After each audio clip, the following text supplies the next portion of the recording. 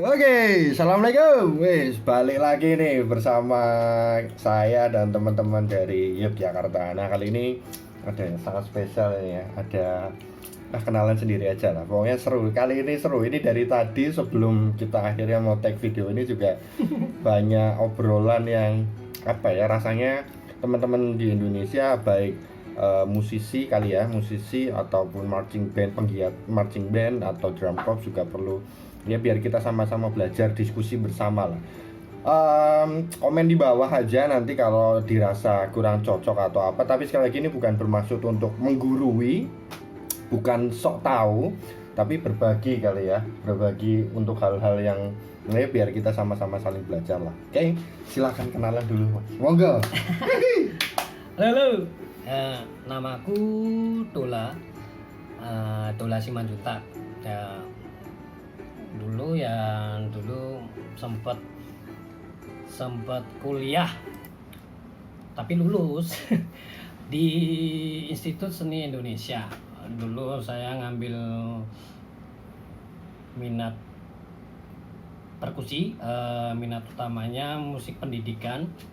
Ya ternyata berguna juga di sekarang ini karena saya bergelut di dunia marching band ya, sistemnya ya pendidikan kan Pak. Itu jadi ya sangat berguna lah. Dari pertama itu ya apa ya, ya kita ngomong itu aja lah. Kenapa sih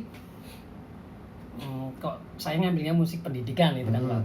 Ya karena sebagai jurusan yang artinya umumnya kan komunikasi misal ya atau kuliah pada umumnya gitu loh. Oh Nah, iya. nah kemudian kenapa ngambil diisi itu gitu? Kenapa? Pertama ya karena dulu tuh SMA itu cuma saya tuh belajar musik ya karena orang tua suka main organ. Terus saya, amang buru saya, nam buru saya suka main musik lah, basic orang Batak kan. Tapi kita di musik gereja gitu. Saya mentok akhirnya belajar jadi pengiring di musik rohani di gereja, ngedram. Terus bingung setelah lulus itu mau ngapain ya, lulus SMA itu. Akhirnya dapat tanya sini tanya sana, udah diisi. Ya udah saya masuk ke isi 2008. Saya keterima di isi itu 2008, nyoba 2006 itu gempa nggak jadi, 2007 nggak keterima. Ya saya coba lagi 2008. Ya puji Tuhan masuk. Terus ya saya milih musik pendidikan karena saya pertama itu mikirnya saya nggak berpendidikan gitu loh. Saya makanya pengen dididik. Nah, ternyata sampai sekarang jadi tanggung jawabnya ya, ketika saya lulus saya kesana sini ya tanggung jawab itu harus saya pikul. Ketika saya mendidik ya harus bertanggung jawab gitu loh. Apa dengan yang saya ajarin, bukan asal gitu, supaya kita juga ngajar ada tanggung jawabnya. Ini buat apa sih gini gitu. Ini menarik ya buat teman-teman yang ya saya juga jadi belajar. Jadi beda itu loh, musik pendidikan sama pendidikan musik. Walaupun itu katanya sama tapi depan belakang, tapi jadi beda, betul ya? Betul. Ya? Ya. Apa dong Mas Dula kasih kami edukasi apa itu pendidikan musik dengan apa itu musik pendidikan? Musik pendidikan itu ya musik pendidikan ya itu dua kata itu artinya itu sama aja, cuma penyampaiannya yang dibolak-balik gitu loh. Jadi musik pendidikan, musik yang diajar untuk mengedukasi supaya kita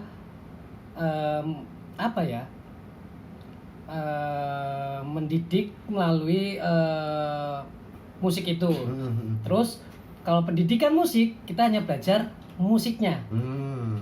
Gitu. Itu secara benang merahnya seperti itu aja. Tetapi dalam proses kita belajarnya itu hampir sama aja, tetapi yang menjadi beda itu impact ketika penyalurannya. Contohnya kalau kita musik pendidikan dan atau pendidikan musik, banyak kan di kampus-kampus yang boleh sebut merek nggak sih? Boleh lah, nggak apa-apa sebut merek, monggo. Misalnya gini, musik pendidikan, kalau saya ngambil di isi, ya, saya belajar tentang metode-metode musik itu. Tetapi ada di kampus-kampus kayak di luar, nggak usah sebut lah ya. Di luar itu pendidikan musik, jadi apa ya, hanya mengajarin luarnya gini,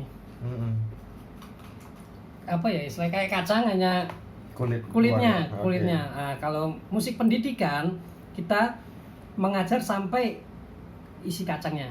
Oke. Jadi kalau berarti lebih spesifik. Lebih spesifik. Oke. Kan tadi kan saya ngomong intinya tuh sama aja, hanya apa ya, nanti di masyarakatnya itu cuma dibolak-balik aja. Intinya seperti itu aja. Mantap. Nih kita mau kupas yang lebih seru lagi nih. Perkusi kalau di kategorinya Mas Dola dengan marching band, gimana sih Mas perspektif dari perkusi gitu maksudnya? Karena marching band kita taunya ada battery percussion sama beat percussion atau front ensemble gitu ya. Itu konteksnya brass itu bukan perkusi pasti ya, dia tiup ya. Gitar bukan perkusi ya, string ya. Dia string, ya string tapi dengan cara dipetik. Oke. Kalau biola itu kan dengan cara digesek. Nah itu apa ya Pak? Lupa. Bahasa Latinnya tuh apa? Lupa saya. Tapi cara, kan ada alat musik dikategorikan dengan cara memainkannya. Nah, kalau gitar itu kan dipetik dengan dawai. Kalau piano itu dipukul. Sebenarnya perkusi ya. Jadi sebenarnya perkusi ya. Terus karena di dalamnya itu kan ada tuas yang untuk memukul senarnya itu. Nah, dengan cara ditekan. Nah, tapi kan itu perkusi. Tapi banyak orang yang nggak paham. Banyak ya, contoh juga kalau tadi kita ngomong perkusi ya, perkusi itu semua judulnya perkusi ya, alat musik yang dipukul dengan memainkannya dipukul. Kalau battery atau drum set, terus keyboard percussion, terus simbal gitu ya, simbal Latin percussion, itu perkusi. Semua kan dipukul. Bahkan meja itu perkusi. Ini perkusi, tetapi kan non konvensional. Karena tidak bernada. Kalau timpani, drum, marimba itu konvensional karena bernada. Oke, iya. Nah, kalau pandangan teman-teman Mas Dola ini kan, ini bukan maksud mendiskriminasi ya, bukan, tapi ada, kalau Mas Dola ini kan ceritanya dididik melalui silabus atau kurikulum yang memang musikal. Ya. Berikutnya mendalami marching band sampai hari ini gitu ya. Maksudnya mencoba menggeluti di terjebak di marching band ini. Ya, terjebak. Ya bukan sih, apa ya? Karena doa seseorang.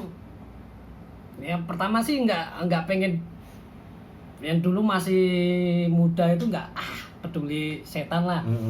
Enggak. Dulu setelah itu cukup terakhir. Tetapi ya namanya roda kehidupan kan, kita ngikutin aja kan. Ya ternyata doa itu nyuruh kita kembali ke situ. Ya. Orangnya masih hidup dan saya sangat menyegani beliau. Ya tahu lah ya.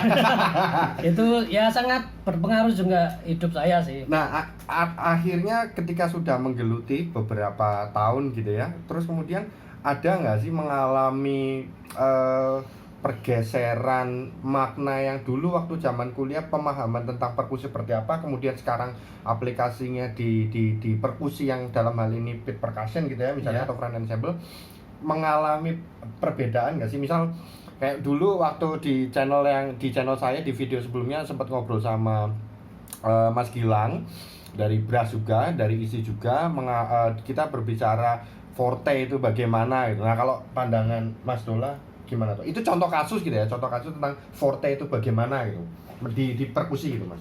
Ya forte itu ya dulu kalau saya belajar forte itu ya sebuah simbol untuk menandakan kita memainkannya dengan keras. Fortissimo. Nah, tetapi kan keras itu kan berdasarkan ruangan dulu. Ruang itu artinya tempat memainkannya alat itu gitu ya. Ya. Oke. Contoh kasus kita di kamar ya. Kita dengan alat kita main forte yang seperti yang kita pahami lah, forte. Pasti tetangga kamar atau orang rumah itu pasti, wow, keras banget ini. Oke, tetapi kita pindah ke lapangan, kita main gitu. Padahal ada orang yang lain itu ya juga apa? Kamu ngapain nih? Mungkin. Nah, berarti kan dimensi suara itu harus berbeda. Nah, tetapi forte itu kan sebuah simbol di musik. Berarti kita narik ulurnya harus ke ranah musik kan. Nah, ketika kita bermain ensemble baru kelihatan dampak simbol itu. Contoh kita bermain apa ya? Ya snare lah, snare jepret. Ketika kita bermain snare 4 ya. Terus dengan brass yang 24 ya kita definisi forte antara brass dan perkusi, battery, snare itu harus berbeda juga. Kalau definisi forte yang kemudian tidak boleh disamaratakan gitu ya. Iya.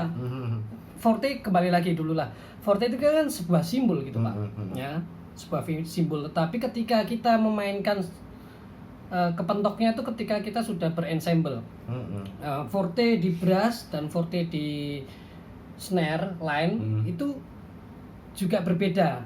Ketika snare line di depan atau brass di belakang itu juga berbeda lagi. Secara positioning, layering ya. Nah, jadi kan sebuah arti kata simbol forte itu hanya simbol aja. Tetapi ketika kita kembali ke musik atau berensemble itu akan maknanya berbeda. Ketika saya sering di band saya dulu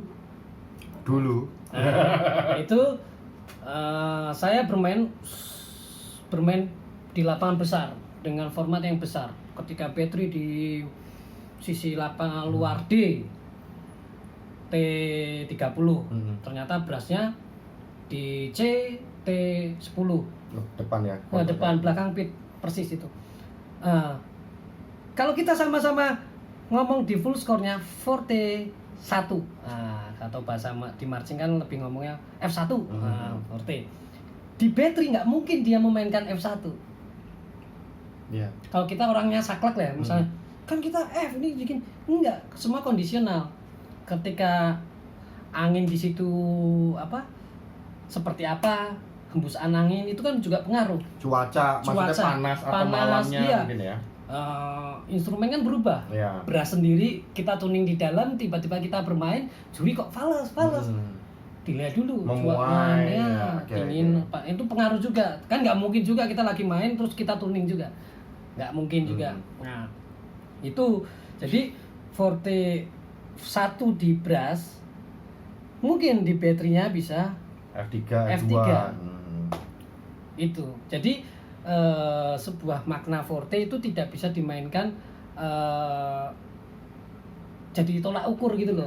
Tetapi ini ya challenge buat para pelaku marching band, terutama pelatih sih, harus tidak bisa memaksakan semua itu full score itu kita saklek untuk full score-nya. Nggak bisa. Terus dengan jumlah jumlah komposisi formasi pemain juga ya, misalnya brass 24, baterainya 5, snare-nya 5, ya itu berubah lagi. Terus ya forte itu banyak yang gini, forte itu keras tetapi bukan pecah. Banyak para pemain juga ya saking enaknya main baru movement satu misalnya, pasti si pembuat lagu itu kan tahu kamu fortenya itu banyak cerita juga itu, banyak teman-teman juga apa, Mas gimana sih kok kembali ke pendewasaan pemain lah ya, itu tugasnya pelatih juga kan. Ketika movement misalnya baru movement satu sudah habis-habisan, forte itu kan dinilai sama juri, jebret kerekam kan, tetapi nanti di musik berikutnya kita akan kesulitan untuk menaikkan tensi musik itu karena di awal udah habis-habisan. Nah, itu juga pembelajaran juga, menaikkan dinamik itu kesulitan karena kita membuat sebuah komposisi kita sudah wear di depan, padahal nanti terakhir ada bagiannya sendiri, mungkin marching PF ya, percussion feature-nya itu. Nah, itu habisin aja nggak apa-apa. Biasanya percussion feature kan deket-deket sama ending lah. Nah, itu jadi ya para pemain ya bermainnya ya santai aja gitu loh, nggak harus disikat di depan semua begitu. Itu juga berlaku juga untuk semacam counter melodi, di mana biasanya umumnya nih ya, saya juga orang awam juga ya soal musik ya, yang counter kayak harus lebih keras ya sebenarnya nggak juga. Wong kalau hujan yang mesra dan bisa nyaman buat tidur sambil ngopi ya nggak usah yang terlalu deras. Tapi kalau terlalu deras lagi ngopi gugup, ternyata bocor, jadi nggak jadi ya, kayak gitu ya. Jadi sama halnya kayak ini, minta maaf nih, sama halnya kayak jancuk, penempatan kata jancuk. Nah tergantung bagaimana situasi. Kalau lagi mau ditabrak teriak jancuk, berantem. Kalau ketemu orang kawan lama sambil ngopi kita teriak jancuk, itu sebuah kata kemesraan dan keromantisan. Sering itu jadi apa, miskomunikasi. Ya itu mungkin sama juga kayak tadi ya, penempatan forte, fortissimo ya, dan segala macam-macamnya. Ya dinamik lah, itu ya berlaku untuk semua lah, untuk piano, untuk mezzo forte, untuk pianosissimo ya, itu nggak mungkin juga kan kita drill design menaruh solo melofon dengan dinamik piano di belakang. Nggak mungkin juga, nggak mungkin. Pasti gimana caranya sebuah section yang bermain itu ditaruh. Ya pasti kan Pak. Ya sama juga, itu kan berkesinambungan. Betul. Nah, ketika konser musik dalam arti diisi gitu ya, Mas Dola ya, itu kan biasanya itu di ruang akustik yang nyaman. Sehingga tidak membutuhkan pengeras suara lagi untuk bisa mencapai soundnya nyampe ke sana. Nah kalau kita di marching show kayak gitu kan jurinya pasti di atas tuh ya. Walaupun kadang ada juri perkusi yang memang di bawah dan memperhatikan teknik bermain segala macam. Nah sebenarnya untuk suara pit instrumen nyampe ke atas lebih nyaman sih pakai pengeras sound itu, sehingga mainnya ya tadi sesuai ya dengan piano, ya sesuai piano segala macam, atau kemudian tidak usah pakai sound, pure dari output alatnya, tapi kemudian dinamiknya yang harus dirubah tuh. Kalau Mas Dola gimana menyikapi itu? Kalau kebetulan kan saya juga partisi di bagian front ensemble. Dulu sempat saya bermain membawa tim juga. Saya antipati dengan sound, karena pertama belum ada sound dulu, terus kedua daripada menggunakan sound dari panitia, saya memaksimalkan SDM dulu, pertama dulu. Mau apapun instrumennya, pengeras suaranya, kembali lagi ke SDM-nya. Dulu saya pernah dapat buku, itu sangat keren juga. Itu ada sebuah keynote, sound good itu adalah good SDM dan good instrument. SDM itu ya banyak sekali. SDM ya dari technical, terus dari drill. Kalau saya membacanya seperti itu, terus dengan instrumen. Drill ini maksudnya latihan yang terus-menerus ya, bukan drill sing jalan loh, beda.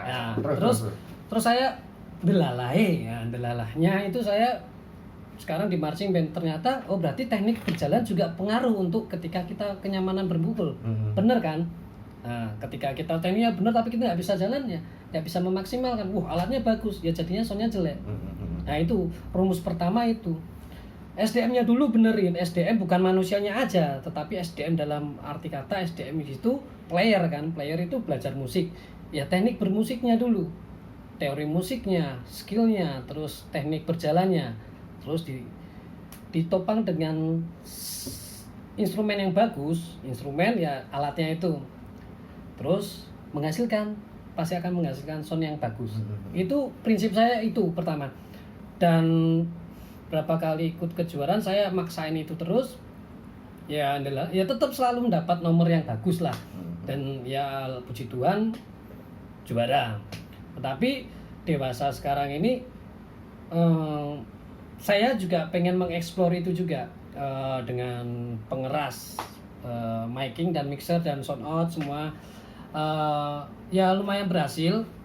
Tetapi kalau kembali ke pertanyaan Mas Kiceng tadi, itu pertama benerin dulu SDM-nya.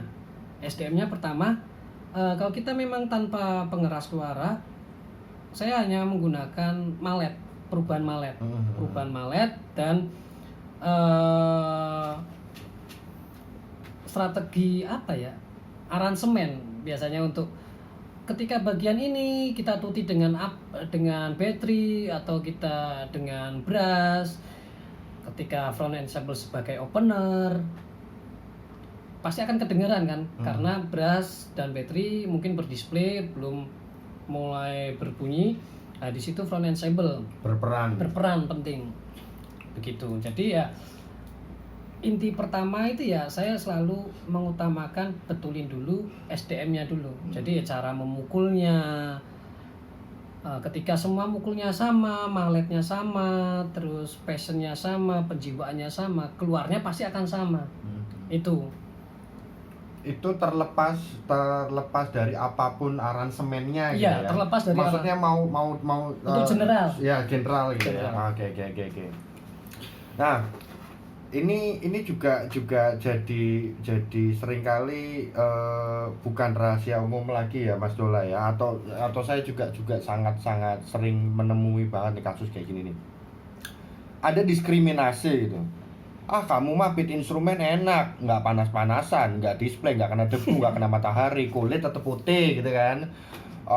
Kamu mah enak nggak bawa alat, nggak sakit sini sana sini karena nggak display gitu. Tapi berat nggak sih sebenarnya Mas Dola? Menurut ini sekali lagi saya nanya ke orang yang punya dua latar belakang ya, artinya yang tadinya menurut ilmu kuliahnya dapat perkusi banget, terus kemudian sekarang terjun di marching band, menyikapi kayak gitu gimana sih Mas Dola? Ya lucu aja, ketawa aja. Jadi gini, kalau ada yang ngomong wah enak ya, nggak ada yang enak gitu. Kalau pengen enak ya tidur makan BAB itu enak. Iya kan, kalau makan terus nggak BAB ya kasihan juga kan, itu yang paling enak. Di bermain musik itu nggak ada yang nggak enak, nggak ada juga yang enak. Semua punya porsi sama. Ya banyak lah. Kalau saya ngelatih band mana nanya, kok kamu main beat kenapa? Iseng-iseng. Dulu saya nggak keterima di sini. Terus dibuang ke sini. Ya. Salah itu sebenarnya. Ya, bukan dibuang karena mungkin ya ada diskriminasi. Wah itu nggak mau ngelatih aja itu. Ya. Karena rasanya semua anak punya potensi kan? Tinggal bagaimana kita yang mungkin lebih paham, lebih tahu, mau mengenali potensi itu gitu ya. Iya. Jadi ya kembali lagi apa ya? Kalau nggak ada niat ya nggak ada jalan gitu. Ya dia sudah nggak niat tuh. Kalau kita misalnya menerima anggota baru masuk terus dilihat anatomi pergelangan, lengan, jari, megang stick. Kalau kita melihat dari orang non musik, kalau ditanya cara megang stick malah disalah, itu salah. Ya dia nggak tahu kok. Ya tugas kalian ya ngasih tahu. oh gini, nah itu baru jangan, oh enggak pindahin dulu. Dilihat dulu potensinya, oh ini coba dikasih materi yang lain, oh tahu, oh ya rangkul dulu, bukan oh dibuang. Tapi kalau kita ngomong front ensemble atau pit lah, oh, buangan enggak. Menurut saya dari dulu sampai sekarang front ensemble itu paling sulit. Ya memang tidak berjalan, tetapi dia harus coba Mas Kiceng mendengarkan saya ngomong 1 jam, kan nggak enak kan, pasti pengen menyela ngomong Mas gini. Pit itu kayak gitu 12 menit itu cuma dengerin belakang dan berpindah-pindah yang mereka ngomong.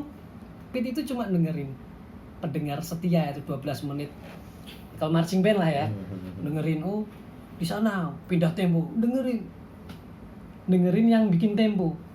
Nah, dia harus menyesuaikan. Itu buangan kan? Enggak kan? Vital malah. Cuman vital. Dan Vital. sekarang ini kalau kita lihat di apa ya, di CI atau WGI gitulah. Ya di Indonesia sudah mulai lah sekarang.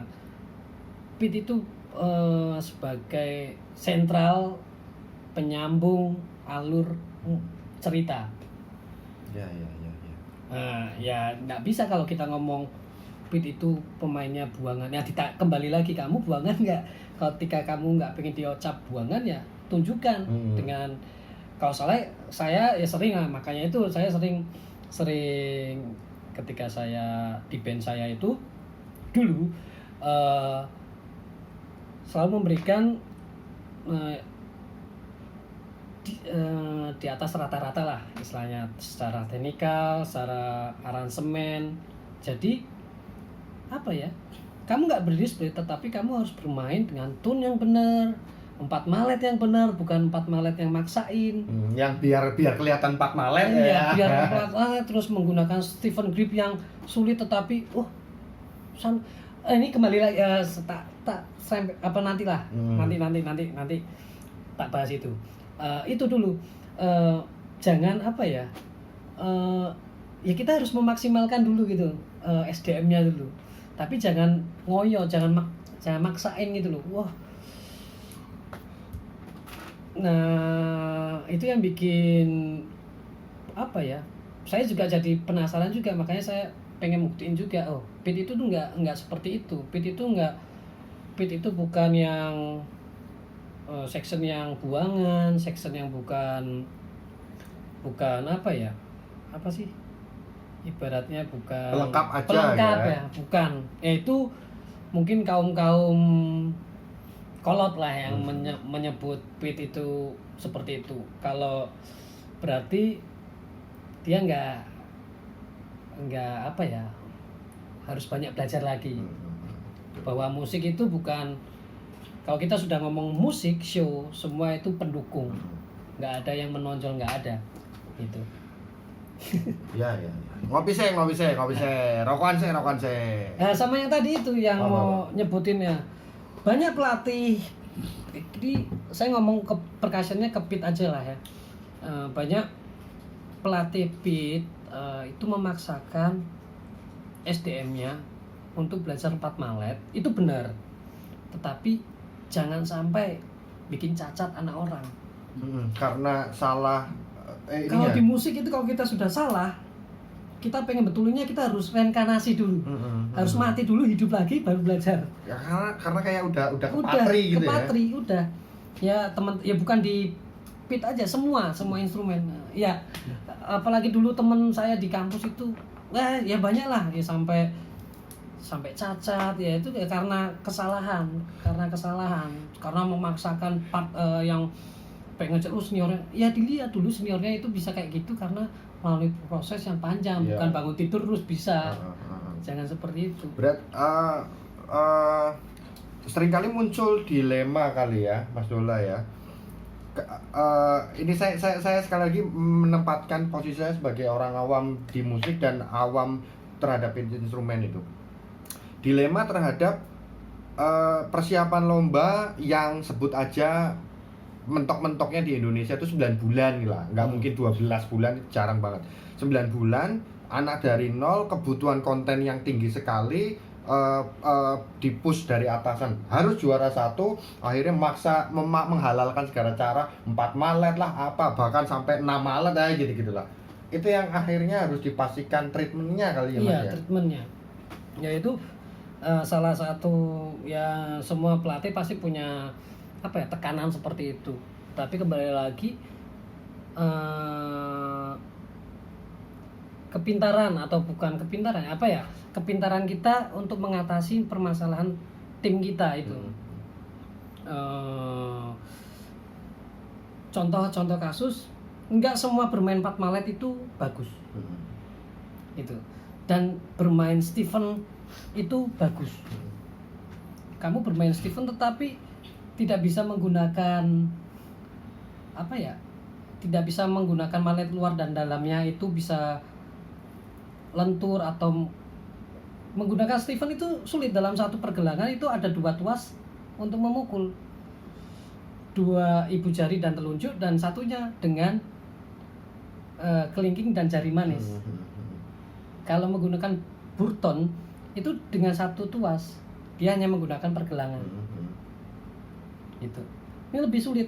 Nah, tetapi banyak apa ya, banyak teman-teman itu saya melihat kasihan gitu loh. Takutnya anak orang itu dibikin cacat gitu loh, karena dia belum waktunya ke situ tapi sudah dipaksa. Oke lah, untuk kejuaraan dilihat dulu kan dia bisa menggunakan 2 malet dulu. Ada tahapan, yang sebaiknya jangan diloncati gitu ya, jangan di skip gitu ya. Atau menggunakan metode latihannya lebih intens, menggunakan Stephen tapi bukan menggunakan Stephen untuk bermain lagunya, tapi dengan metode latihannya. Banyak pemanasan yang menggunakan teknik Stephen, bukan asal gitu. Saya banyak melihat ya asal sih, takutnya ya itu jadi lagunya yang bagus, malet yang mahal, terus instrumennya bagus, nggak keluar gitu karena powernya belum ada. Jadi tune-nya nggak keluar, terus powernya nggak keluar, terus ensemble-nya jadi timpang. Nah itu Ya. begitu. Seru, mantap. Nah, ini sekarang kita mau ke dunia lain dulu nih, Mas Dola. Dunia lain. Bakar aja loh. Nggak apa-apa ya, ini nggak apa-apa. Rokok aja ini. Bebas Forum ya? santai, ngobrol nyaman.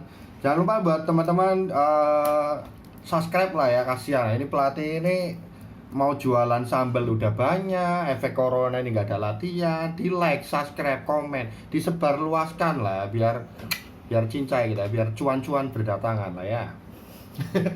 Ya, benar. Kalau kita ngomong misal komposisi 2 marimba 1 vibe gitu lah ya Mas ya. 2 marimba dengan 2 merek yang berbeda, dengan 1 vibe yang juga merek berbeda, misal bahannya berbeda, dibanding 1 kasus laginya 1 merek semua, yang mana Mas Dola? Maksudnya yang mana itu? Pilih mana? Kalau pilih ya pasti yang semua mereknya sama. Tapi kenyataannya saya jadi pelaku front ensemble atau pit itu saya sering mendapatkan yang berbeda-beda. Ya kembali lagi good sound. Poin pertama SDM-nya dulu. Toh ya bukannya gimana ya. Banyak yang saya latih itu alatnya berbeda-beda, tetapi ketika kita sudah punya SDM yang benar, SDM yang tanda kutip tadi ya, SDM itu bukan manusianya aja, tetapi keseluruhan SDM itu sudah benar, mau kita pakai alat pasti akan menggunakan sound yang benar kok. Itu aja. Kalau kita pakai alat yang sudah sama semua ya, misalnya merek A semua, maletnya B semua, tetapi metode latihannya salah, SDM-nya nggak bener, itu jadi nggak ngefek juga nggak ya? nggak ngefek. Jadi sama aja kalau kamu ganteng sekalipun tingkat dewa sampai kayangan, kalau nggak mandi 7 bulan ya podo wae mambu juga ya. Iya, mambu. Jadi percuma aja gitu ya. Iya. Oke. Jadi ya itu bukan untuk satu section untuk semuanya. Tetapi kan alangkah baiknya itu satu set sama. Terus kenapa kok di Indonesia itu hanya beberapa band lah yang punya satu set sama di front ensemble-nya. Tapi kan istilahnya gini, pengaruh dari pengadaan, ya kan? Dimana ini berteman akrab sama pendanaannya. Okay. Oh lagi seret, ya mampunya cuma beli satu dulu, ya wes, daripada nggak ada kan. Rata-rata kalau saya tanya daripada pengurus ini daripada nggak ada. Itu yang malah justru sebenarnya menjadi bumerang di kedepannya. Tetapi ya alangkah baiknya ketika pengadaan berikutnya mengikutin. Tetapi kan permasalahan lagi, adanya ini pas delalahnya pelatihnya itu nggak suka dengan seri ini. Tapi kalau adanya ini, ya wis nasib. Ya. Ya jadi kan, ya wis. Ya kan? Ya, jadi kan ya kadang-kadang kita kontok-kontokan dengan pengurus menjelaskan gini-gini, kok mahal gini. Ya ada, kalau alat musik ada sesuatu yang harus dibayar ketika kita pengen dapetin sound yang bagus. Ono rego ono rupa. Nah, oke. Itu. Sip. Make sense. Iya, kan? Ini pribadi aku sih. Kan alat musik itu kan apa ya? Biasanya satu merek mengeluarkan produk yang berbeda gitu misalnya. Ada merek A, dia juga memproduksi brass. Ada yang merek B khusus battery saja. Tapi ada merek C yang juga battery dan brass dan pit gitu misalnya. Relevansinya terhadap tone color-nya atau suara yang dihasilkan emang sengefek itu ya Mas? Ngefek, ya pasti kan ada satu, dilihat dulu siapa sih desain pembuat, terus dia konsultannya sama siapa, itu pasti akan menentukan alat itu. Misalnya kita ngomong bola aja, kalau perumpamaannya Jose Mourinho itu kan terkenal dengan parkir bis. Tetapi dia ketika di Real Madrid kok bisa menyerang terus. Tapi kan orang menganggap dia itu pelatih yang defensif. Tetapi kan tidak seperti itu juga. Karena pemikiran begitu juga dengan alat musik. Ketika sebuah pabrikan A pasti akan berkonsultan dengan atau bekerja sama dengan salah satu penggerak musik lah, pelaku musik. Misalnya contoh si B, ini karakternya dia bermain di bandnya dulu dia tuh lembut, berarti dia akan menghasilkan karakter dari instrumen yang dijual si A ini mengikuti karakter itu. Begitu juga seri-seri merek-merek yang lain. Itu kalau dari mata saya, dari kacamata saya ini. Siap. Dari kacamata ini. Luar biasa. Ya. Itu. Jadi ya enggak alat ini bagus, alat ini jelek, itu tergantung kebutuhan semua sih. Tergantung kebutuhan. Ya banyak lah. Kalau alat brass yang ini, terutama paling kelihatan itu brass dan battery ya. Kalau saya belum pernah keluar sih, pengen banget lah. Keluar lah. Maksudnya keluar negeri itu loh. Ya. Nonton langsung itu, jadi bisa dengar ketika alat yang sama ini dipukul sama orang budaya sana itu kan. Kita kan belajar budaya sana. Gimana sih? Itu. Kalau masuk ke Indonesia itu masih 50-50 ya, karena Indonesia itu masih kita belajar budaya sana, tetapi kita cuma belajar luarnya, nggak belajar core-nya intinya. Beda sama orang luar negeri, ketika belajar budaya sini malah dia jadi expert. Ada teman saya di Belanda atau di Belgia itu pelatih, ada mata kuliah gamelan yang ngajar bule.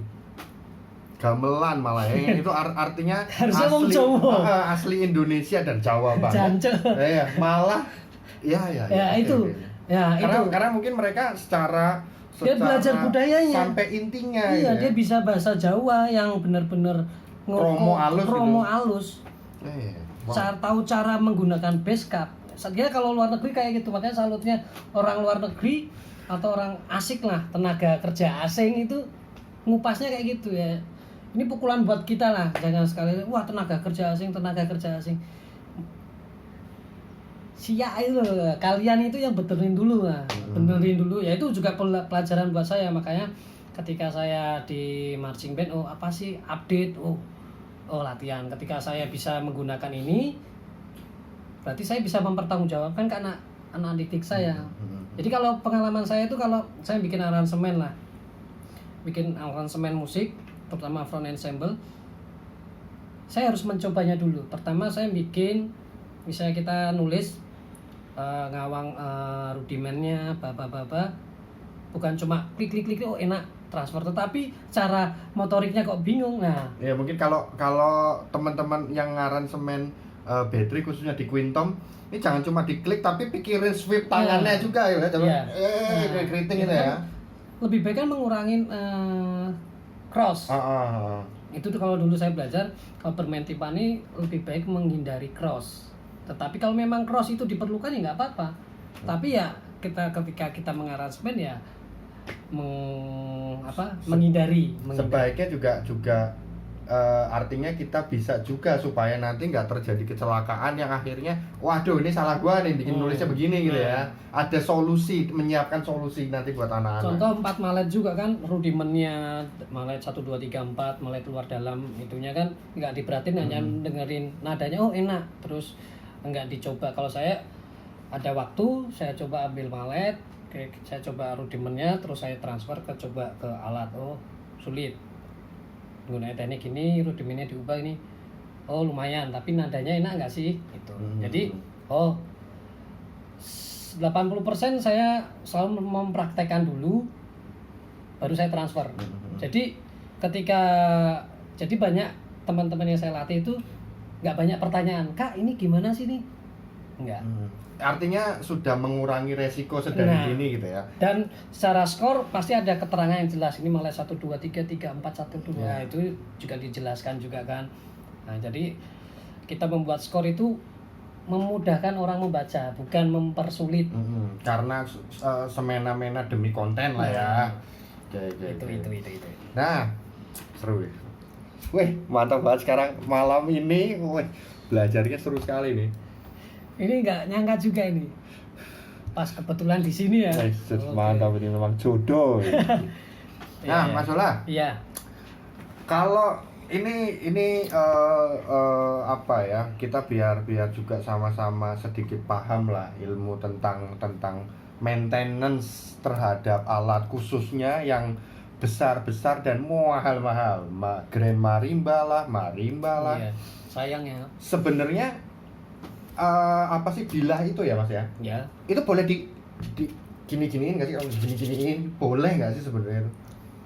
Boleh atau enggaknya sih itu sebaiknya atau sebaiknya jangan. Nah, ini penting nih. Ini sorry ya saya potong ya. Ini misal bilah gitu ya. Seringkali itu ya di beberapa band yang daerah yang minta maaf ke knowledge pemahaman tentang maintenance alat tuh ya disandarin lah kayak nyantai pokoknya di gudang sambil nyandar ngobrol julitin orang lah atau ngelapnya asal lah. Itu dia nanti jadinya gimana sih Mas alat itu gitu? Gini, ini kembali dulu saya tuh cerita dulu lah biar tahu ya. Dulu saya tuh di kampus itu mau ikut ensemble perkusi, itu sulit. Dulu saya kuliah itu 2 semester, karena perkusi harus telinganya harus bagus. 2 semester itu kita mendapatkan mata kuliah ensemble-nya paduan suara. Kita harus bisa bernyanyi, solfege bagus. Baru semester ketiga itu kita baru dikenalkan ensemble perkusi. Dan di situ kita mau ensemble perkusi itu dengan senior yang kalau diisi itu wah ngeri lah. Kita harus mempergunakan alat itu yang benar. Jadi contoh kasus banyak, saya nangkep yang Mas Kiceng ngomong. Saya dulu pernah melihat dulu diisi itu kita sebelum megang alat kita itu jadi kacung. Jadi kalau kita mau ensemble, Megang tuh maksudnya dipasrahin alat. Ini Ah. alatnya kamu ya, bukan Hmm. bukan boleh megang gitu ya. Iya. Ah. dulu kita disuruh ambilin alat ini. Ternyata dalam hati kecil ini, jancuk aku mau jadi Babu. ya sama seniorku. Ternyata kesini saya baru tahu. Ketika saya ngambil alat ditegur, jangan gini. Itu kan pelajarannya nggak ada di silabus, di kurikulum sekolah. Tidak ada SOP-nya gitu ya. Diajarin sama seniornya gini. Dulu pernah satu band. Setelah itu saya belajar ensemble, terus saya lihat band-band lain ngangkat timpani. Itu asal yang diangkat ring. Atasnya ya, bagian atasnya ya. Kan itu ada rangkanya. Angkat rangkanya kayak terus itu kan ada roda. Ditarik keras pun nggak apa-apa, dia nggak akan ngaruh. Tapi banyak orang yang nggak tahu itu, jangan. Aduh. Ya. Itu terus taruh instrumen sudah ditutup pakai case ya. Ada botol, itu saya paling marah itu. Kalau anak didik saya taruh itu, tak suruh muter lapangan dari jam 3 sampai maghrib, terus push up 50 kali. Ya, itu penting banget ya. Ini bukan tentang ditutup case-nya apa, karena memang banyak yang juga punya alat kemudian misalnya nutupnya pakai selimut, pakai banner, pakai apa, tapi bukan soal itunya ya, tapi Bukan. persoalan atasnya yang kemudian ini bila terus ditutup, di cover, kemudian ditindih. Walau cuma itu botol minumnya sisa sedikit, tapi itu sangat itu ya istilahnya kamu kayak kencing di jalan itu, padahal ada toilet. Ya kan istilahnya itu. Terus ketika ditindih, pertama bila tidak apa-apa, tetapi rangka untuk tabungnya itu kan kalau rata-rata rangkanya itu kan kayu. Jadi penyangga tabung itu kan besi, logam. Ketika ditindih, kayu itu akan kegerus itu kan kayunya bukan kayu keras, dia kan kayak empuk lah ya. Ketekan gini, otomatis dudukannya kan harusnya center ini bisa gini. Yeah. Ketika gini nanti ngaruh ke bilahnya jadi gini. Miring. Nah, ketika dipukul nanti sound proyeksinya akan berbeda juga. Itu belum lagi kalau bilah begitu kan bentuknya bukan kayak kayu utuh rata semua. Pasti tengahnya pasti agak cekung ya. Akhirnya ketika itu ditindih dengan posisi yang memang harusnya nggak boleh ditindih, dengan asal naruh, belum kadang naruhnya asal ditekan. Akhirnya dalamnya sini yang kemudian kayak sendi kita geser gitu ya. Iya, mungkin mengikis gitu. Terus kan kenapa bagian ini pengetahuan juga sih, bila itu pas bagian resonansinya itu cekung, ya itu inti dari suara dari bilah itu di situ. Kenapa banyak pelatih jangan ditaruh itu, takutnya itu. Kan bagian itu kayu paling tipis itu kalau ditekan itu, kalau kita menggunakan alat pukul ya nggak apa-apa, tapi kalau kita tidak menggunakan alat pukul yang benar, terus dengan cara memukul yang benar pun itu salah juga. Orang yang alat pukulnya aja harus benang khusus ya. Dirakit khusus ya, artinya ya jangan pakai mentang-mentang itu alat pukul akhirnya semua bisa dipukul atau taruh gitu. Pakai stick drum gitu. Enggak akan bahkan kalau misalnya malet kan ujung ya rotan ini Mas ya. Bahkan kalau dibalik sebenarnya juga nggak boleh ya Mas. Nggak boleh. Misalnya oke, Pit, kamu istirahat dulu, baterai kita display dulu. Pitnya, sticknya, maletnya dibalik pakai ujungnya tik itu nggak boleh juga ya. Istilahnya kayak gini. Kalau sebagian orang awam itu pasti nggak apa-apa, pukul aja, itu kan itu pengaruh. Kalau itu dilakukan terus menerus itu mempengaruhi. Walaupun memang nggak kayak nggak kayak langsung rusak besok, tapi jangka panjangnya. Itu kan kembali lagi nanti jadi budaya. Yang salah di Indonesia adalah budayanya. Kita belajar cuma dalamnya aja, luarnya enggak. Kayak yang tadi saya sebut, kalau orang luar negeri luar dalamnya dipelajari. Sampai core bener-bener. Kalau kita hanya belajar musiknya aja kan, kalau kita marching band, drum corps, tapi kita nggak belajar budayanya. It's like kadang kalau kita nonton YouTube ada apa yang menurut kita oke, kita langsung ingin mengcopy dan mempaste tanpa tahu how to be begitu gitu ya. Itu yang sering kali banyak pelatih yang cerita saya gunain pemanasan ini nih. Oh bagus, tapi nggak tahu tujuan pemanasan itu apa. Menggunakan space chord misalnya di brass, di transfer mentah-mentah, kan banyak linknya itu kan, download transfer ke bandnya. Tapi dipaksakan, udah pemanasan space chord di lagunya nggak ada. gua opo buat apa itu? Mas aku lo pakai korale gitu kan biar keren, woi gini-gini. Tapi nggak paham fungsi dari pemanasan ini terhadap paketnya atau lagunya gitu. Iya, itu banyak sekali teman-teman. Ya itu nggak masalah kamu nyontoh itu. Saya pun juga kayak gitu, ATM amati, tiru, modifikasi. Yang penting modifikasi, karena modifikasi ini berpengaruh sama karya kita. Nggak bisa semuanya amati sama tiru ini kita transfer terus paksakan, nggak bisa karena oke lah, yang di luar itu kan pemainnya bukan yang tahun Januari baru daftar. Kalau di Indonesia rata-rata itu baru masuk terus masuk paket, wah aku nggak tahu ini ya kan, itu dipaksain niup aja, sol aja belum jelas kok. Itu akhirnya jadi bumerang juga di ending program gitu. Iya. Terus banyak nanti jadinya cukup sekali lah ikut marching band. Iya, tobat gitu ya. Pengalaman ya Mas. Pertama saya seperti itu karena saya kan dulu bukan dari marching band, saya dari musik klasik kan. Karena marching band, tapi dulu saya main kuarto. Wah, tapi saya bukan, ketika saya menjalaninya saya nggak menggerutu. Wah, ya berat, tapi saya bermain marching bandnya cukup karena saya nggak perlu saya ceritakan, nggak mau ngurusin kayak gitulah ya. Terus tapi malah didoain supaya di marching band, ya akhirnya balik lagi kan. Itu wow, mantap nih. Ya itulah Mas Dola, ini juga jadi sempet ya, ini saya ada di dalam kegelisahan saya atau keresahan saya yang selaku orang awam ingin bertanya juga sih.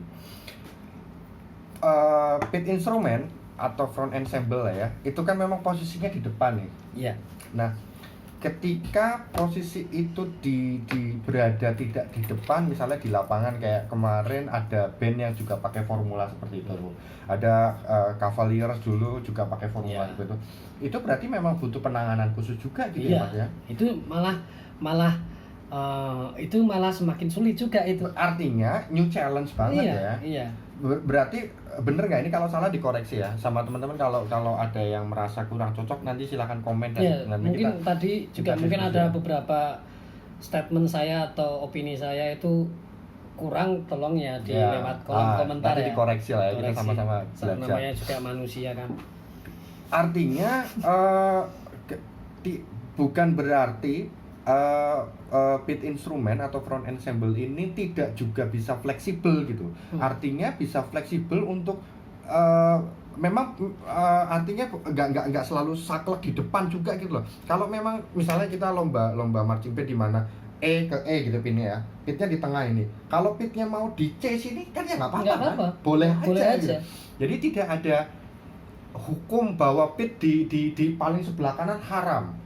Nyatanya kalau di Istana Negara, Parade Senja pun begitu. Pitnya nggak di A, pitnya di sebelah kiri kan. Terus termasuk juga kalau kita lomba, pitnya ternyata masuk lapangan gitu, sehingga nanti ada momen khusus yang akhirnya baterainya main di depan. Ya kan nggak apa-apa ya, boleh aja. Boleh. Selama mungkin ya bisa beresin lah ya. Biasanya yang semakin banyak kebiasaan yang berbeda itu semakin sulit penanganannya. Biasanya kan kalau hukumnya kan, kalau bukan hukum sih, kebiasaan sih, tapi di depan, front ensemble di depan. Koneksinya kan secara musik dia linier ke depan gini kan. Pitnya mendengarnya enak. Contoh kasus kayak kapan itu ya? Blue Coats kapan yang dia ada 3 di A, terus di C, di C. Apa itu lupa. 18 ya. Itu dia yang awal dia membuat itu. Terus berikutnya banyak di band kedua itu banyak ditaruh di tengah. Itu kan pasti ada sesuatu yang mau disajikan. Terus pasti si arranger itu pasti sudah tahu pasti masalahnya akan ini. Konsekuensi dari saya membuat ini tuh pasti jadi fokusnya ini kita kembali lagi ternyata membutuhkan pit kan. Tadi kan pit itu buangan. Itu di Indonesia yang punya pemikiran kayak gitu. Itu fanatik sempit. Iya.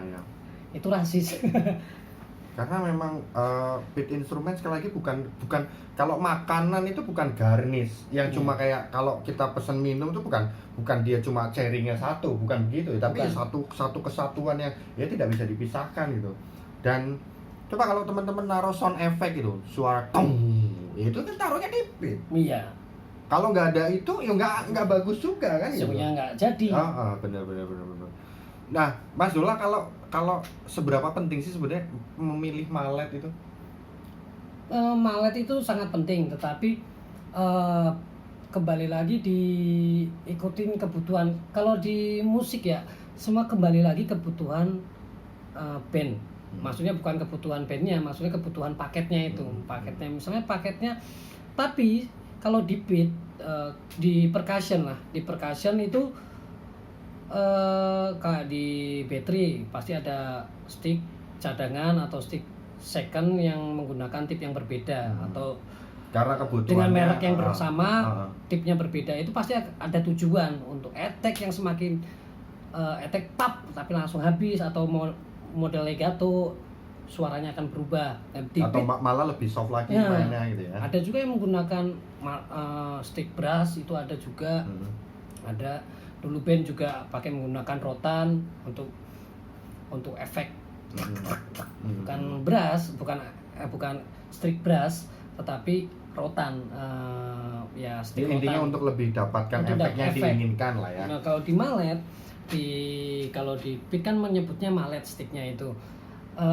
Tergantung lagi, harus mempunyai ideal itu cadangan mallet, bukan untuk kalau patah diganti, bukan, tetapi banyak band yang istilahnya dari lagu move on 1, 2, 3 malletnya sama semua. Jadi kan hanya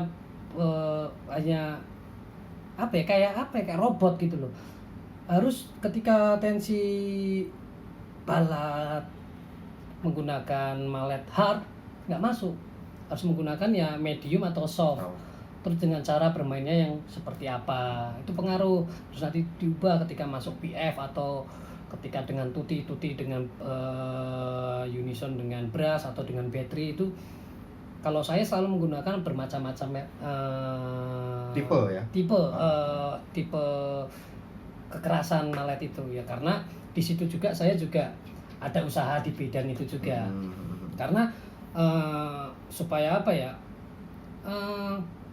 orang itu enggak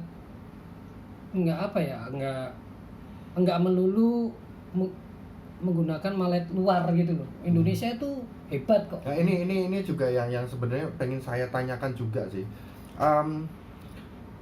Memilih mallet, saya rasa ya, ini sekali lagi menurut saya sih, ya pastikan kebutuhan ya, bukan pastikan brandnya gitu loh.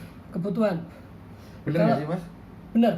Dulu kembali lagi ke maintenance alat ya. Dulu saya sama dosen saya dulu belajar wrapping mallet itu sama dosen saya. Dulu saya nggak mampu beli, sampai sekarang ini saya tuh nggak punya mallet brand luar. Saya nggak punya mallet brand luar karena harganya wow. Ya cukup So, ekspensif banget. itu mahasiswa terus saya dikasih, Belum lagi kalau kayak artis signature gitu-gitu wah, ya. iya. Artis signature terus brandnya sudah lagi booming itu, wah sulit itu, mahal. Mending buat bayar kos kalau buat makan kok dulu. Terus saya dikasih rotan sama dosen saya diajarin, kamu harus tahu cara menyayangi alat. Ketika kamu tahu menyayangi alat, nggak ngurus alat itu akan support secara ini spiritual ya. Karena dosen saya juga spiritualnya ngeri itu.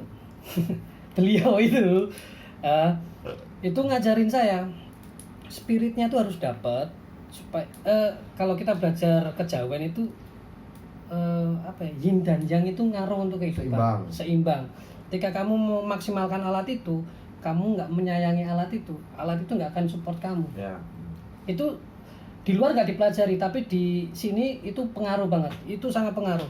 Terus itu menjadi apa sih, ternyata dulu saya nggak mampu beli mallet. Dulu saya pernah bikin stick drum untuk latihan timpani itu sampai pakai kaos kaki itu. Wow. kaos kaki. Yang penting kan saya latihan. Iya. Nanti pas ujian saya pinjem malet sama teman saya. Tapi kalau pas saya latihan pinjem malet saya teman saya kan Boros. dia kan juga latihan. Ngomel kan. Ya, ngomel lu rusak. Go gitu. Oh, iya sorry ya kan. Ya buat apa sih malu? Yang penting kita nggak merusak, kita masih bisa latihan. Perkusi itu enak.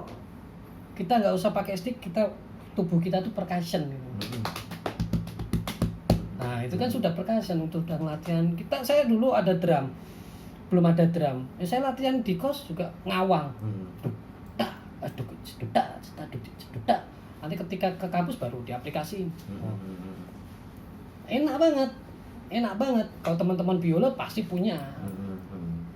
Trompet pasti punya kalau di kampus. Saya nggak punya, untuk beli marimba itu nggak ada. Kalau saja masih utang-utang dulu kan, istilahnya kayak gitu ya, itulah. Di zaman mahasiswa pasti semua ngalamin lah ya pasti ya. Nah itu kebawa apa sih, saya pengen bersumbangsi untuk masyarakat itu selain ilmu pendidikan. Instrumen pendukung itu, stick itu, malet itu, ya saya bikin ya berdasarkan karakter saya. Karena kan brand lokal, bukan brand yang luar yang dengan apa istilahnya pendanaan besar, terus dengan apa istilahnya eksperimen yang lama. Yang penting kan alat ini, instrumen ini tidak murahan, terus tidak merusak dan awet. Kalau di Indonesia kan yang penting awet. Itu betul. Dan ini menurut pribadi saya sih, brand luar membuat malet itu pastinya juga memikirkan tentang musim. Iya. Dimana musimnya 4 lah segala macam, salju lah, kering lah, apalah segala macam. Sedangkan ketika itu dimasukkan ke Indonesia, terus kita maintenance-nya menyesuaikan suhu di Indonesia, cuaca di Indonesia, ya belum tentu juga bakal oke, bener nggak sih? Terus bener itu sangat benar. Tapi yang paling pokok bukan masalah itu di Indonesia memilihnya, karena band itu pakai itu karena candu, fanatiknya. Terus, bukan fanatik, latah. Oke, latah. Sekarang lagi sepeda, semua orang sepeda, bener nggak? Bener. Ya. Bener kan? Yang sekarang yang ya itu jadi latah. Dimana belum tentu itu cocok, suitable untuk dipakai, entah di alatnya, di daerahnya, paketnya gitu ya. Terus sekarang band ini pakai series ini, wah aku pakai ini ya. Ya dilihat dulu dia ini dibuat ini untuk apa. Saya pernah lihat band marching itu menggunakan untuk konser. Konser aku lihat alat itu untuk di ruang konser. Dia medium, dia nggak akan keluar. Terus dia pakai itu, tapi teman lainnya nggak, maletnya sama. Ya kembali lagi, SDM-nya udah bener, teknik bermainnya udah bener, tetapi alat pendukungnya nggak bener, ya nggak akan keluar soundnya. Kembali lagi, karena marching band kan one sound one band, katanya gosipnya gitu. Tapi saya belum pernah melihat one sound one band yang sebenarnya. Oke. Saya sendiri belum bisa itu, karena belum, makanya itu. Karena itu juga kalau rasanya kompleks banget kalau ngomong itu nggak cuma sekedar alat, nggak cuma sekedar banyak faktornya banget lah. Nah Mas Dola, iya Mas Iceng. Apa sih nama, aku bingung kan mau ngomong apa, lupa nih. Nanti saya kasih link deskripsinya lah ya di bawah video ini. Nanti kalau misalnya pengen kepoin maletnya produksi Bapak satu ini, wah sih. Nanti bisa cek sini, karena sekarang sejujurnya teman-teman, ini kami nggak janjian untuk ngobrol kemudian kita berbagi begini, jadi artinya memang nggak ada bahan ya. Ini pun nggak ada contekan apa sama sekali. Cuma janjiannya tuh pengen ngopi bareng. Mesra bareng. Makanya dulu, ya ini cerita aja. Dulu saya pernah kerja sama Om Kiceng ini dulu banget ya. It's long time bro. Long time, ini konco lawas. Dulu banget. Walaupun ketemu di venue kejuaraan itu ketemu cuma say hello aja. Iya, cuma kemarin kami di edisi 2019 di Jakarta itu, Mas Dola lagi ngurusi anak-anak beat instrumen, aku baru nyampe turun beat. Dah. Wah, memang memang jodohnya Ya. malam ini ya. Iya. Oke teman-teman, intinya nanti untuk link deskripsi dari maletnya apa sih Mas tuh? Cerita dikit dong. Waduh, Lokana sih, Lokana. Lokana ya. Percussion. Pakai C, K. CLOCANA, Oke, Lokana. Lokana. IG-nya ada ya? Ada. Nanti saya tulisin IG-nya di bawah deskripsi ya. Cerita sedikit Mas. Kenapa sih apa ya? Bukan berarti karena ini ya, apa namanya? Seorang pelatih harus bisa bikin malet enggak, tapi Enggak. kenapa sih sampai pengen membuat itu, terus kemudian pengen berbagi itu gitu? Lokana ini kenapa Mas? Ya karena kegelisahan saya dulu. Hmm. Saya dulu kuliah itu kesulitan karena harganya mahal. Karena membutuhkan, kalau di perkusi saya kuliah kan nggak cuma malet aja, ada stick timpani, stick drum, itu beberapa tip. Satu alat bisa tidak bisa dengan satu stick yang sama untuk alat lain pastinya Iya, ya. karena kita belajar repertoire klasik di situ pasti akan ada penjelasan. Oh, alat ini, lagu ini dibuat tahun berapa, komposernya membuat untuk apa, untuk penyajian musik kamar, untuk konserto, untuk apa. Itu kan pengaruh dengan maletnya. Itu ya, kalau dulu saya zaman kuliah yang penting alat ini nggak kerusak. Saya menggunakan instrumen yang benar, alat pembantu instrumen juga alat pukul yang benar, tidak merusak alat di kampus dulu seperti itu. Terus apa sih, dulu sudah pengen, cuma pas kebetulan sudah ada modal dikit, terus cobalah kecil. Lakunya nggak keras sih kalau produksi saya, cuma saya masih ada gitu yang pesen. Terus banyak kemarin ke salah satu produsen di Jogja itu. Ya kalau di Jogja bisa pesen di, sebut boleh ya? Boleh. CK Marching. CK Marching ya. Itu, Oke. Itu ada salah satu, enak Mas, ternyata dipakai untuk kemarin kejuaraan apa, IVBPC apa ya itu virtual itulah. itu. Itu. Oke. Dia cerita, Mas saya gunain maletmu. Oh iya Bu, malah ya di situ ya saya bangga juga kan, produk saya digunain.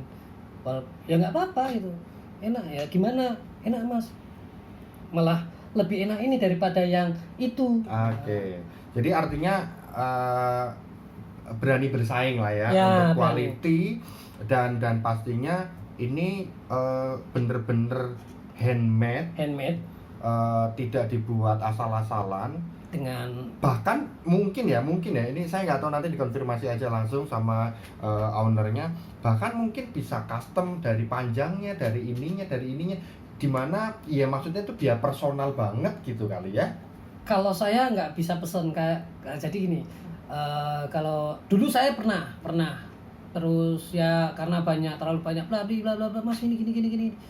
Akhirnya saya menggunakan satu produk, istilahnya yang sampai sekarang saya gunain dengan satu panjangnya segini untuk marimba, untuk vibrafon segini, mediumnya segini, dan nggak bisa Mas saya custom warna ini. Sekarang saya sudah menutup itu karena Kalau kamu belinya 1.000 boleh loh, 1.000 pasang tapi.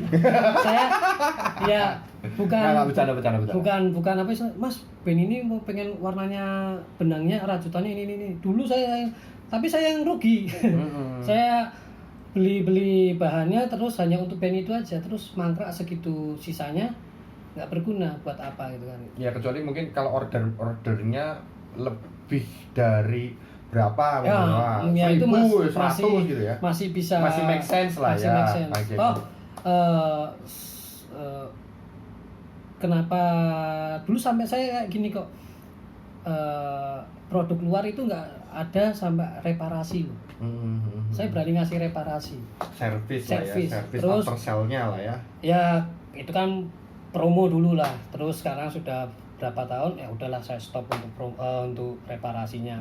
Mungkin teman-teman sudah banyak sekarang, produk lokal udah banyak kan, udah wah pinter-pinter ya, bukan merasa saya malah merasa asik, banyak kompetitornya gini kan, mana asik. Jadi semakin membuka teman-teman masyarakat itu, lokal itu banyak kan, gitu. Terus kalau kita lihat brand luar pun kita nggak bisa milih juga kan. Saya pengen ini, bisa nggak? Misalnya seri di custom nggak bisa ya. Coba belajar punya pemikiran ketika Anda membeli produk luar, Mm-mm. tapi yang dibeli produk lokal. Hmm. Saya bukan promosi punya saya, tapi teman-teman itu banyak berpikirnya itu untuk ke situ. Karena ya apa ya? Menghargai itu lebih sulit daripada apa sih? Paling sulit itu kan menghargai karya seseorang.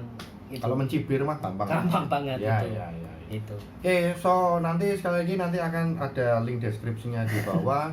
Kalau penasaran atau kepo-kepo, follow IG-nya Bapak ini, Facebook atau WA nanti ada. Mas kepo, Mas ini gimana sih kayak gini. Nah, nanti langsung nanya. Karya-karyanya beliau sudah banyak sekali. Cek YouTube aja nanti dan menguasai lah di lapangan Bapak satu ini. Oke, sekian dari saya, kami pamit, mohon diri. Sekali lagi mohon maaf kalau ada banyak salah komentar, statement atau apapun itu. Tidak ada maksud apapun, hanya pengen ya ngobrol mesra Ya. sambil ngopi. Ngopi biar apa masak obrolan. Tadi ya ini cerita ya. Oh, Kita mau ngobrol ini sebelum ada ini di apa podcast ya saya. Iya, maksudnya supaya kita ngobrol ini bukan jadi empat mata aja, cuma bisa ke teman-teman lah ya, biar gitu. bisa sama-sama belajar. Soalnya kita kan sama-sama lagi masa pandemi ini nggak bisa Silaturahmi, silaturahmi ya. ngobrol bareng. Ya ini salah satu metode belajar virtual. Mantap. Ya, semoga besok-besok kita bisa langsung Dukung terus channelnya Amin. Bapak ini. Like, comment, subscribe. Oke ya. Oke, terima kasih.